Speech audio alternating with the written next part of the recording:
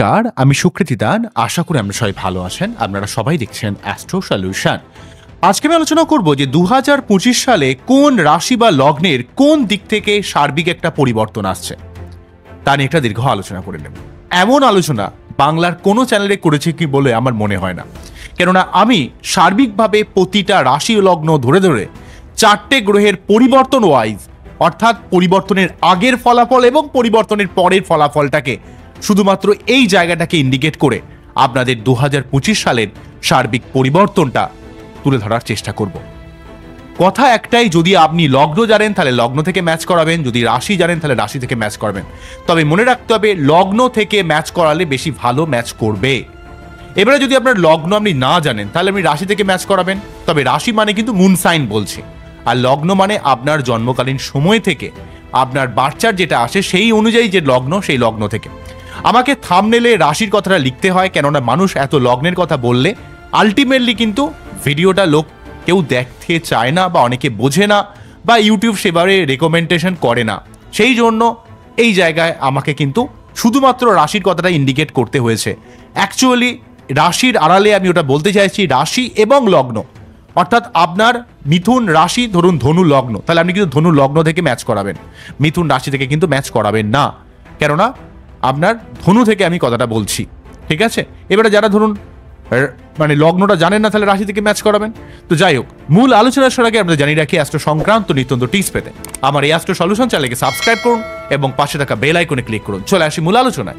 প্রথমেই দেখুন 2025 সাল যেহেতু 2+0+2+5 অর্থাৎ 9 সংখ্যা, মঙ্গলের যেহেতু সংখ্যা, তাই আপনাদের জীবনে এই ক্ষমতা, শক্তি, লড়াই, পরাক্রমতা ব্যাপারগুলো কিন্তু আপনাকে ইউটিলাইজ করতে হবে। মঙ্গলের বছর হওয়ার জন্য আপনাকে ঘুমানোর বছর নয়, আপনার নিজের এনার্জিকে প্রদর্শন করে জীবনে এগিয়ে চলতে হবে। আপনি যত নিজের এনার্জিকে, নিজস্ব কনফিডেন্স, আপনার মধ্যে যা ক্ষমতা রয়েছে আপনি সেটাকে কাজে লাগিয়ে যত এগিয়ে যাবেন 2025 সালে আপনি তত তত্তর করে উন্নতি করবেন। তাই আপনাকে আপনার মধ্যে যেটুকু মাল মশলা রয়েছে সেগুলোকে নিয়ে আপনি শুরু করে দিন জীবনে এগিয়ে চলার ব্যাপার। তবে হ্যাঁ, মঙ্গলের বছর হওয়ার জন্য যাদের বাচ্চাটে মঙ্গল ডিস্টার্ব রয়েছে, মঙ্গল শনি যোগ রয়েছে, মঙ্গল রাহু যুক্ত রয়েছে, মঙ্গল শনি যুক্ত রয়েছে, মঙ্গল অষ্টমে রয়েছে, মঙ্গল কম্বাস্ট রয়েছে, তাদের ক্ষেত্রে মঙ্গলের ডেফিনেটলি কিন্তু প্রতিকার করতে হবে। যদি রক্তপ্রবাল পড়তে না পারেন, অনেক কস্টলি হয়ে গেছে, আগে প্রায় 500 টাকা করে রথি ছিল, এখন একটু ভালো দেখে রক্তপ্রবাল পড়তে গেলে 2000, 2500, 3000, মানে অনেক কোয়ালিটি ওয়াইজ, এমনকি কম দামেও রক্তপ্রবাল পাওয়া যায়, 1000-1500 টাকার মধ্যে পাওয়া যায়, যেগুলো হচ্ছে গৌরিক প্রলাপ, সেগুলো কিন্তু রক্তপ্রবাল হয় না।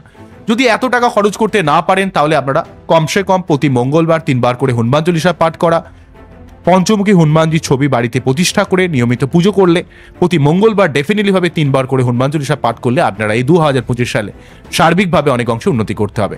একটা কথা কান খুলে শুনে রাখুন, 2025 সাল মঙ্গলের বছর আপনার মধ্যে নিজস্ব ক্ষমতা, নিজস্ব ঊর্জা শক্তিকে কাজে লাগিয়ে, এবং আপনারা যারা বৃশ্চিক রাশি বা লগ্ন, ধনু রাশি বা লগ্ন, সিংহ রাশি বা লগ্ন, মেষ রাশি বা লগ্ন, ঠিক আছে, তো অর্থাৎ কর্ক রাশি বা লগ্ন, মীন রাশি বা লগ্ন, যাদের ক্ষেত্রে মঙ্গল অ্যাকচুয়ালি ভাবে শুভ গ্রহ, অর্থাৎ জলতত্ত্বের লগ্নগুলো এবং অগ্নিতত্ত্বের লগ্নগুলো বা রাশিগুলোর মধ্যে মঙ্গলের একটা প্রভাব থাকার জন্য কিন্তু আপনাদের নিজের রাগ জেদকে কন্ট্রোল করতে হবে, এবং ভূমি সংক্রান্ত কোনো কাজে, বাড়ি করার দিক থেকে কোনো রকম স্থাবর বা অস্থাবর সম্পত্তি করার ক্ষেত্রে অনেকটাই কিন্তু হেল্প জেনারেলি ভাবে কিন্তু করবে, এটা বলবো। পরবর্তী ক্ষেত্রে আলোচনা করছি মকর রাশি বা লগ্নের ক্ষেত্রে। দেখুন, মকর রাশি বা লগ্নের ক্ষেত্রে এখানে 18ই মে পর্যন্ত, 2023-এর অক্টোবর থেকে 2025-এর 18ই মে পর্যন্ত রাহু কেতু তৃতীয় নবমে অবস্থান আপনার ক্ষেত্রে কিছুটা ভাগ্য বাধা ক্রিয়েট করছিল। তবে হ্যাঁ, এটাও ঠিক যে আপনার আধ্যাত্মিকতা, উচ্চশিক্ষা, গবেষণা, তন্ত্রমন্ত্র, জ্যোতিষ, এই জায়গাগুলো অনেক ঠিক করলেও কিন্তু অনেক ক্ষেত্রে আপনার অনেক বাধা কিন্তু ক্রিয়েট করছিল ভাগ্য সংক্রান্ত ব্যাপারে। এবং তৃতীয় হাউসে আপনার মকর রাশি বা লগ্নের ক্ষেত্রে রাহু থাকার জন্য আপনার নতুন কোনো কিছু কাজ শুরুর দিক থেকে অনেকটা হেল্প করলেও আপনার শত্রুতার জায়গায় কিছুটা ডিস্টারবেন্স কিন্তু 2025-এর 18ই মে পর্যন্ত তৈরি করছিল। তবে নতুন কোনো কাজ শুরু করলে, কোনো মিডিয়া লাইনে, কোনো ক্রিয়েটিভ লাইনে, রাহু সংক্রান্ত যে কোনো কাজ কিন্তু আপনার জীবনে সর্বাত্মক প্রোগ্রেস কিন্তু সমস্ত মকর রাশি বা লগ্নকে তৈরি করেছে। এবং কোনো অসৎ চরিত্রের কোনো পুরুষ বা মহিলা আপনার জীবনে কিছু কিছু ক্ষেত্রে খুব সমস্যা বা শত্রুতা ক্রিয়েট করা, আপনার জীবনে ভুল পথে পরিচালিত করারও চেষ্টা কিন্তু সমস্ত মকর রাশি বা লগ্নকে এইটা ফিল করতে হয়েছে। কিন্তু যখনই আমরা দেখব যে রাহু কেতু 2025-এর 18ই মের পর রাশি পরিবর্তন করে সেকেন্ড এবং অষ্টমে চলে যাবে, তখন আপনার ভাগ্য এবং আপনার কানেকশনের যে ডিস্টারবেন্স ছিল সেই জায়গাটা সর্বার্থকভাবে চলে যাচ্ছে।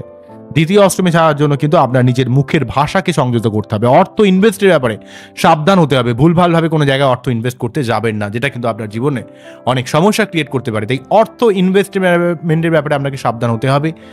আপনার বাইরের লোকের ঝামেলা, কোনো রকম আইনি ঝামেলায় কিন্তু কখনো জড়াবেন না, সেগুলো কিন্তু আপনার বাড়িতে এসে আপনাকে হাজারভাবে ডিস্টারবেন্স তৈরি করতে পারে। লোকের ঝামেলায় কখনোই কিন্তু জড়াবেন না, আইনগত জায়গায় কখনো কিন্তু জড়াবেন না, যেগুলো কিন্তু আপনার জীবনে অনেক সমস্যা আসতে পারে। অন্যদিক থেকে দ্বিতীয় অষ্টমে রাহুকেতুর প্রভাব, আপনি অতীতে কোনো অনৈতিক বা কোনো ভুল কাজ বা কোনো দোষ করে থাকলে বা ভুল করে থাকলে সেই ভুলটা এখন আপনার সামনে এসে আপনাকে বিভিন্নভাবে বিব্রত করার চেষ্টা করবে, বা আপনার বিবাহিত লাইফে কিছুটা মনোমালিন্য ডিস্টারবেন্স অবস্থা তৈরি করতে পারে, বা অর্থ সম্পর্কিত ব্যাপারে আপনার ক্ষেত্রে কিন্তু অর্থ কিছুটা খরচ হয়ে যেতে পারে। এই ব্যাপারে আপনাকে সমস্ত মকর রাশি বা লগ্নের মানুষকে একটু সাবধানতা ডেফিনেটভাবে অবলম্বন কিন্তু করতে হবে। পরবর্তী যে ব্যাপারটা বলবো, বৃহস্পতি পঞ্চমভাবে থাকছিল। এখানে বৃহস্পতি কিন্তু আপনাদের ক্ষেত্রে খুব একটা শুভ গ্রহ নয়, কেননা বৃহস্পতি কিন্তু আপনাদের রাশি বা লগ্নের ক্ষেত্রে যেহেতু দ্বাদশপতি এবং সেই সঙ্গে সঙ্গে তৃতীয়পতি, তো দ্বাদশপতি এবং তৃতীয়পতি হয়ে সে পঞ্চমভাবে থাকার জন্য কিছুটা ব্যয়কে বাড়িয়ে দিলেও আপনার কিছুটা পেটের সমস্যা ক্রিয়েট করছিল। তার সঙ্গে সঙ্গে কিন্তু আপনার সন্তান প্রাপ্তির দিক থেকে, আপনার জীবনের প্রেমের দিক থেকে, আপনার পড়াশোনার দিক থেকে, আপনার বুদ্ধি বিজনেসের দিক থেকে, আপনার ব্যবসার দিক থেকে আপনাকে কিন্তু অনেকটাই লাভজনক একটা ফল কিন্তু দিচ্ছিল। পঞ্চমভাবে যেহেতু এখানে বৃহস্পতিদেব অবস্থান করার জন্য কিন্তু আপনার সন্তান, আপনার প্রেম, আপনার ক্রিয়েটিভিটি, আপনার ব্যবসার জায়গা, আপনার বুদ্ধি বিজনেসের জায়গায় কিন্তু এখানে 14ই মে পর্যন্ত কিন্তু শারীরিকভাবে আপনাকে অনেকটা শুভ ফল কিন্তু দিয়ে যাবে। আপনি বুদ্ধি খাটিয়ে কিন্তু অনেক কাজে সফলতা পাবেন, আপনার জীবনে একটা সার্বিক উন্নতির বাতাবরণ কিন্তু তৈরি করবে। পরবর্তী এখানে পঞ্চম ভাব থেকে বৃহস্পতি যখনই ষষ্ঠভাবে টার্ন নেবে, তখনই কিন্তু আপনার একটু নিজের গুরুস্থানীয় কোনো মানুষের সঙ্গে সম্পর্কের ব্যাপারে সাবধান থাকতে হবে। কোনো গুরুস্থানীয় কোনো মানুষের সঙ্গে কোনো বাগবিতণ্ডার মধ্যে যাবেন না, এবং আপনাকে ব্যয়ের ব্যাপারে একটু সংযত হতে হবে। তবে বিদেশ যাত্রা, বিদেশ থেকে অর্থ ইনকাম বা ছোটোখাটো ভ্রমণের দিক থেকে কিন্তু আপনাকে অনেকটাই শুভজনক হবে, যেহেতু এখানে ষষ্ঠভাবে বৃহস্পতিদেব পাস করবে। অন্যদিক থেকে বলতে গেলে মকর রাশি বা লগ্নের ক্ষেত্রে দ্বিতীয়ভাবে শনি থাকছে, তো দ্বিতীয়ভাবে শনি কিন্তু আপনাকে আপ টু 29শে মার্চ পর্যন্ত অবস্থান করবে। তাই দ্বিতীয়ভাবে শনি কিন্তু আপনার অর্থকেন্দ্রিক জায়গায় অনেকটা হেল্প করবে। অর্থ জমানোর ক্ষেত্রে নিজের মুখের ভাষা প্রয়োগ করে অনেক কাজে সফলতার দিক থেকে, কর্মের উন্নতির দিক থেকে, আপনার জীবনে অর্থ ইনভেস্টমেন্টের জায়গাগুলোতেও আপনাকে কিন্তু অনেকটাই শুভ ফল দেবে, কেননা শনি যেহেতু আপনাদের ক্ষেত্রে একটা শুভ গ্রহ। শনি কিন্তু আপনাদের ক্ষেত্রে লগ্নপতি এবং দ্বিতীয়পতি হয়ে দ্বিতীয়ভাবে রয়েছে। তাই আপনাদের ক্ষেত্রে কিন্তু অর্থ সম্পর্কিত ব্যাপারে, অর্থ সেভিংসের ব্যাপারে, নিজের আত্মীয় স্বজনের সঙ্গে সম্পর্কের দিক থেকে আপনাকে কিন্তু অনেকটাই শুভ ফল কিন্তু এখানে 29শে মার্চ পর্যন্ত কিন্তু দিয়ে যাবে। তবে 29শে মার্চের পর যখনই কিন্তু শনিদেব রাশি পরিবর্তন করে থার্ড হাউসে চলে যাবে, তখন কিন্তু নতুন কোনো কাজ শুরুর দিক থেকে, কানেকশনের দিক থেকে, অনেক মানুষের সহযোগিতা লাভ করার দিক থেকে, আপনার অনেক মানুষের সঙ্গে সার্বিক যোগাযোগের দিক থেকে কিন্তু শনিদেব অনেকটাই হেল্প করবে। তাই ওভারঅলভাবে শনিদেবের দিক থেকে কিন্তু সার্বিকভাবে অনেকটা শুভ ফল পাচ্ছেন, এবং আপনাদের যেই একটা ভাগ্যের একটা অসহযোগিতা যেটা পাচ্ছিলেন, সেই জায়গাটাও কিন্তু 2025 সালে সার্বিকভাবে চলে যাবে।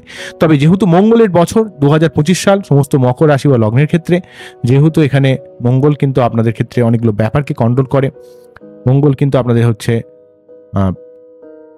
চতুর্থপতি এবং একাদশপতি, সেই জন্য কিন্তু আপনার সম্পত্তি করার দিক থেকে, জীবনে কোনো প্রাপ্তিযোগের দিক থেকে, অর্থ লাভের দিক থেকে, বাড়ি করার দিক থেকে, গাড়ি করার দিক থেকে, আপনার পরিবার কেন্দ্রিক সার্বিক উন্নতির দিক থেকে এখানে কিন্তু মঙ্গলদেব অনেকটা সহযোগিতা করবে 2025 সালে। পরবর্তী চলে আসছে